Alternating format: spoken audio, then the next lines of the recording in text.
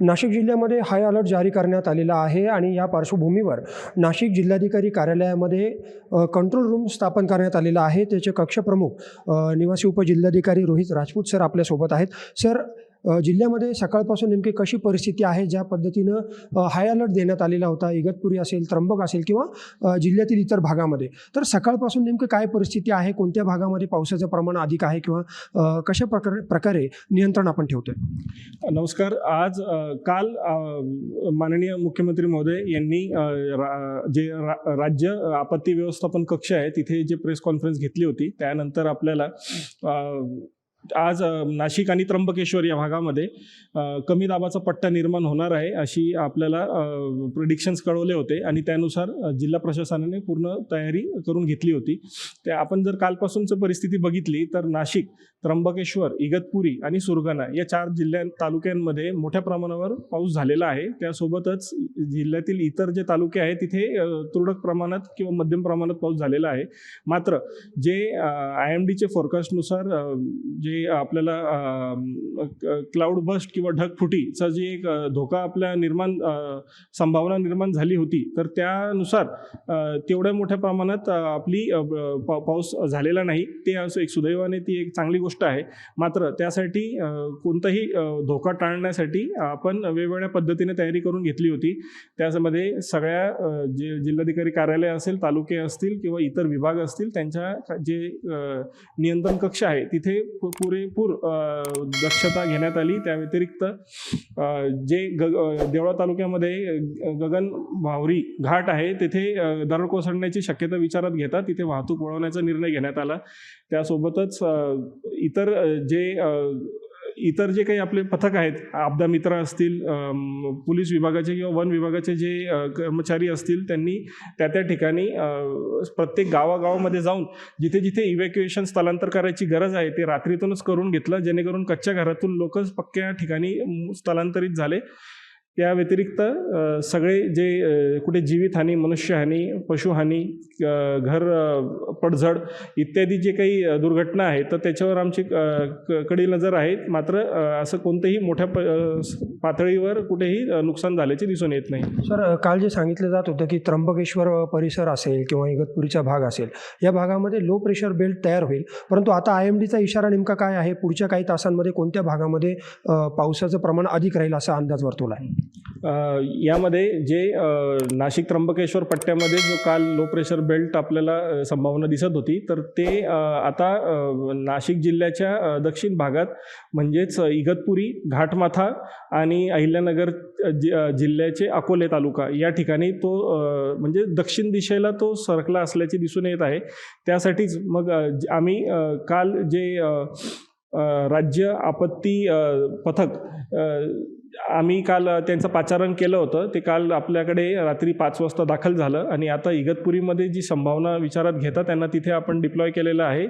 त्यासोबतच सगळे जे आपले वरिष्ठ अधिकारी असतील सगळे आणि त्यासोबतच सगळे क्षेत्रीय अधिकारी ते त्या गावांमध्ये, तालुक्यांमध्ये तिथे आता काम करत आहेत आणि जसं कुठे रस्त्यावर दरड कोसळणं असेल किंवा काही वाहतूक विस्कळीत होणे असेल तर ताबडतोब JCB, पोकलेन आणि स्थानिक जे साधनसामग्री आहे त्याचा वापर करून ताबडतोब ते रस्ता आणि सुरळीत करण्याचं कारवाई सुरू आहे। सर, आपण कक्ष कार्यान्वित केलेला आहे, या ठिकाणून जिल्ह्यामध्ये समन्वय साधला जातो, नेमकं कशा प्रकारे इथे काम केलं जाते? थोडीशी आम्हाला माहिती या ठिकाणी द्यावी की कशा प्रकारे हा कक्ष कार्यान्वित होतोय आणि जिल्ह्यामध्ये समन्वय कसा साधला जातो? हा जिल्हा आपत्ती व्यवस्थापन प्राधिकरणाचा आपत्ती नियंत्रण कक्ष आहे।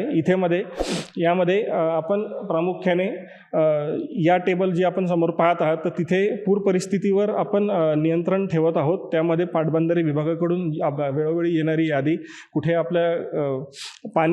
पाणी आपल्याकडे जर सोडण्याची परिस्थिती असेल तर तो निर्णय घेणे, त्यानंतर जीवितहानी, मनुष्यहानी, पशुहानी यांचे 2-2 तासाने आपण अपडेट घेत आहोत। यासोबतच इथे आपण पाहू शकता की विंडी नावाचा जो ॲप आहे त्याच्यावरती आपल्याला जे लो प्रेशर बेल्ट आहे ते आपल्याला रिअल टाईममध्ये दिसतात। त्यासोबतच आज IMDकडून जे आपल्याला वॉर्निंग्ज आणि फोरकास्ट येत आहेत तर ते आपल्याला इथे दिसतं आहे। यामध्ये आपल्याला 10 ते 1 मध्ये रेड झोन आपल्याकडे दाखवण्यात आलं होतं, मात्र आता परत ते रिवाईज झालेलं आहे आणि 1 ते 4 या दरम्यान आपल्याकडे ऑरेंज झोन दाखवण्यात आलेला आहे। आणि आपण इथे बघू शकता की आपल्याला कुठेही कोणतीही दुर्घटना अथवा काही परिस्थिती आपत्तीजनक परिस्थिती निर्माण झाली असेल तर ताबडतोब करण्यासाठी आम्ही इथे सोशल मीडिया हँडलवर नजर ठेवून आहोत. कुठेही त्याच्यामध्ये मग NDMAचे, SDMAचे, RUTER, ANI, PTI, DGIPR या कोणाच्याही संकेतस्थळावरती आपल्याला कोणतीही माहिती उपलब्ध झाली किंवा नागरिकांकडून तशी मिळाली तर ताबडतोब आपण त्या स्थानिक पातळीवर आपण ती देत आहोत आणि ताबडतोब त्याच्यावरती निवारण करण्याची कारवाई करत आहोत. यासोबतच जे बातम्यांच्या माध्यमातून, प्रसारमाध्यमातून जे काही माहिती उपलब्ध होत आहे ती आपण देत आहोत. त्या व्यतिरिक्त माननीय पोलीस अधीक्षक कार्यालय असेल, माननीय कमिशनर ऑफ पोलीस कार्यालय असेल, पाटबंधारे विभागाचे असतील, आपण सगळ्यांचे अधिकारी कर्मचारी इथे नियंत्रण कक्षातच आपण त्यांना बोलवलेले आहे, जेणेकरून एकत्र पूर्ण जिल्ह्याचे सगळे विभाग मिळून ताबडतोब त्या उद्भवणाऱ्या परिस्थितीवर नियंत्रण आणत आहेत. निश्चितपणे आपण बघितलं की नाशिक जिल्ह्यात जो काही हाय अलर्ट देण्यात आलेला होता किंवा आहे आणि पुढील 3 तासामध्ये देखील काही भागामध्ये मुसळधार पावसाचा इशारा देखील वर्तवण्यात आलेला आहे आणि या संपूर्ण पार्श्वभूमीवर नाशिक जिल्हाधिकारी कार्यालयामध्ये 24 तास हा नियंत्रण कक्ष जो आहे तो कार्यान्वित केलेला आहे.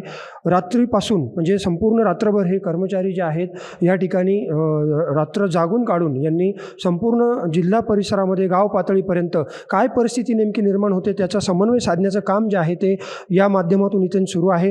कोणत्या भागामध्ये लो प्रेशर बेल्ट तयार होतो आहे, कुठे दरड कोसळण्याच्या घटना घडत आहेत, कुठे पावसाचं प्रमाण जास्त आहे, त्या गावांमध्ये तातडीनं या ठिकाणी संपर्क साधून तिथे यंत्रणा जी आहे ती कार्यान्वित केली जाते आहे आणि त्यामुळे नाशिक जिल्ह्यामध्ये आत्तापर्यंत जर पाहिलं तर संपूर्ण परिस्थिती जी आहे ती नियंत्रणामध्ये आहे. लो प्रेशर बेल्ट जो आहे तो आता दक्षिण भागाकडे सरकलेला आपल्याला दिसून येतो, परंतु काही भागामध्ये पुढील काही तासामध्ये म्हणजे दुपारी 4 वाजेपर्यंत मुसळधार पावसाचा इशारा देण्यात आलेला आहे. त्यामुळं नक्कीच नागरिकांनी देखील आवश्यकता असेल तरच घराबाहेर पडावं. शाळांना देखील सुट्ट्या जाहीर करण्यात आलेल्या आहेत.